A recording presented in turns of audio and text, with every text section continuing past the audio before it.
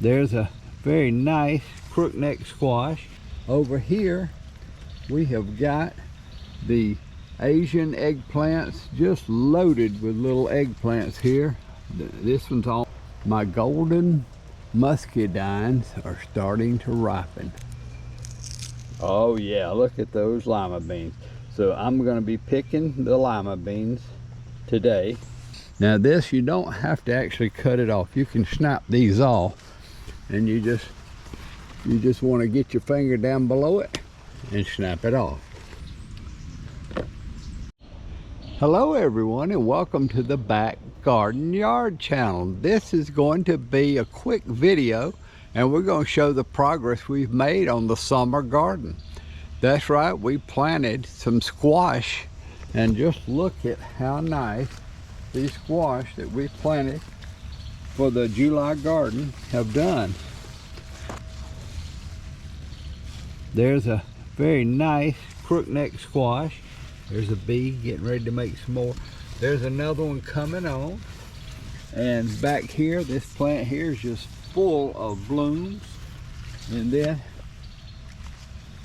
over here, we have got the Asian eggplants, just loaded with little eggplants here. This one's almost ready for harvest. And this one here is almost ready for harvest.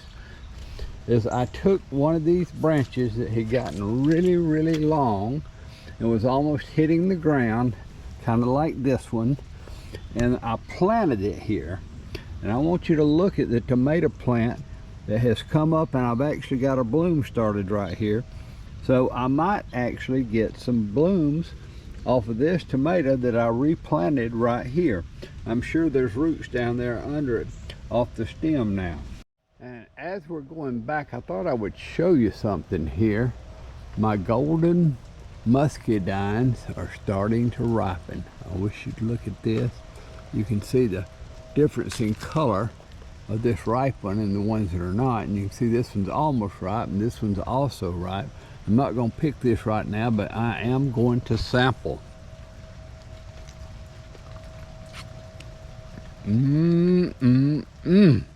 Here are the clone tomatoes that I actually pulled the suckers off, and then I planted them in dirt and put them in the house for about a week and let them root in a nice sunny area. And I've actually got plants there, but this one is looking really nice. It's looking very similar to the one I just showed you in the back, where I just planted the stem that had reached down and touched the ground. The other ones looking okay. This one is not real healthy looking. This one actually looks a little more healthy, but once again, time is going to be short for them to make a crop. And here's the least one, but once again, it still possibly could make tomatoes. We'll just have to see. Now, back here on the back wall, we have got the pole lima beans, and I've already harvested these twice, and it looks like there's another harvest to make. So let's just check them out and see. And usually you can just kind of squeeze them and feel if there's enough bean in there. You can see the lump, I think, in that, and you'll know there's a ripe bean in there. So let's just open one up and see.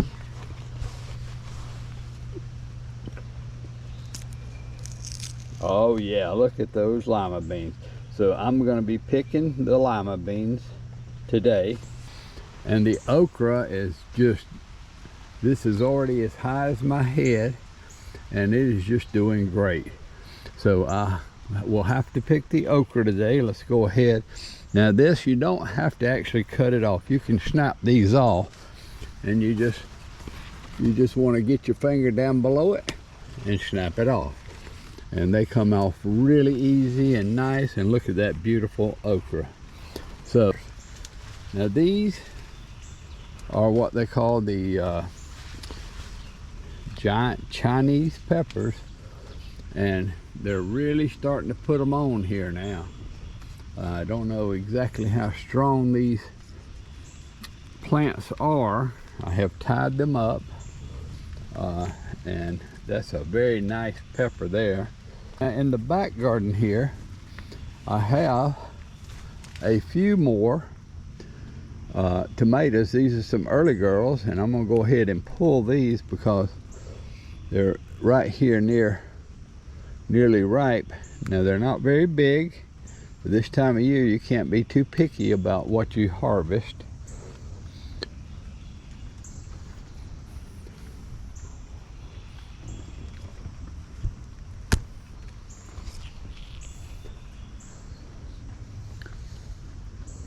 And there we go. We want to look and see how the fall garden seeds I planted are coming up.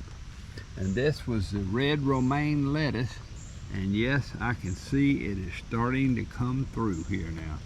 There's one thing about all this rain we've got this time is the perfect for germinating lettuce seeds and other leafy green seeds. So it's coming up good, even though I was skeptical to plant it so early. But it looks like it's doing well. You can see it's coming up. I planted it thick, and I'm getting a nice stand of this lettuce, which is my favorite now. It's red romaine. It comes out green and then it turns red later on, in case you're new to this channel. And I plant a lot of it because it's my favorite lettuce. And then next, I have the green mustard. And the green mustard seeds are not coming up very well. I see what looks to be a few of these coming up, just a few. But anyway, they still can come up. The seeds were old, so I'm not sure if they're viable. In fact, these may actually be weed seeds coming up. So we'll have to leave these a little longer and see if I get any green mustard from that planting. Then here is the Korean mustard, and this is the difference. You can see these are purple mustards, and you can see they are very viable. They have come up super nice. And so what I'll do is I will end up taking a few of these and transplanting them in between the rows to increase the yield. So that's what I'm planning on doing with this Korean mustard. It came up great. Then there's the plant that I call the soup vegetable, because that's what the guy that gave it to me called it. And it was planted right in here. It usually takes it a little longer to come up. And I'm seeing some things coming up here, but I'm not sure if they're weeds or if they're the soup vegetable. So I'll have to wait a little longer to decide if those seeds were viable or not. And then finally in the back, I have kale. And the kale has come up very nice. I've got 3 rows of kale, and once again I'll probably put another row in between these rows and make it 5 rows. And the kale has come up very nice. So I've got very nice kale coming up in the back here. So now we're going to look at the taro, and the taro patch is just doing fantastic. It's all these plants, you can't really tell the size. I guess I could stand up here and put one of these leaves right in front of me, about like this. So there's the taro, and as you can see, these are huge leaves, and down at the base where the roots are is what we're going to dig, and I will get taro taters. Oh, they're going to be so good. I also have a nice crop of Joro spiders. These Jube spiders are everywhere this year. They really came out. I'm gonna have to come out here and do a extermination slap, but that's for another day.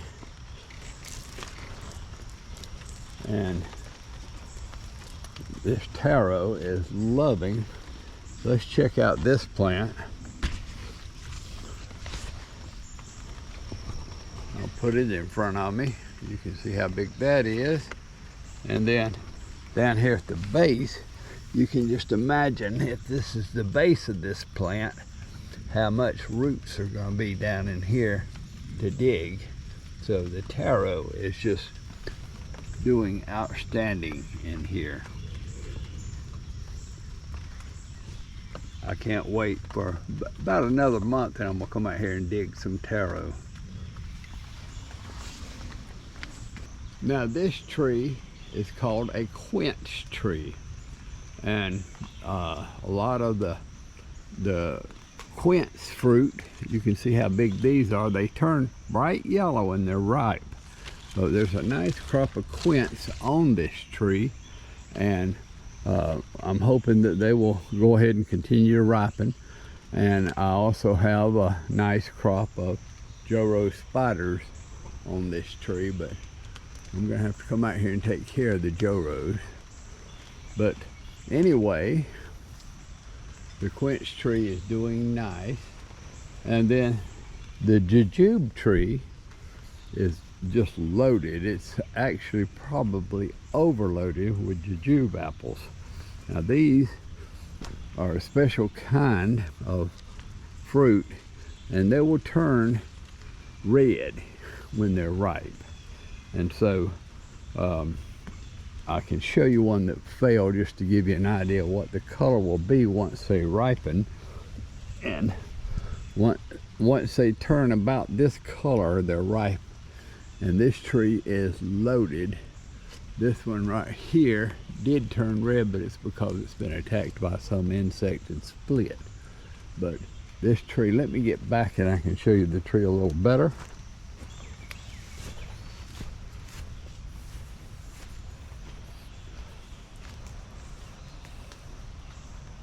So here you go, here's the Jube tree, and it is just loaded with Jube.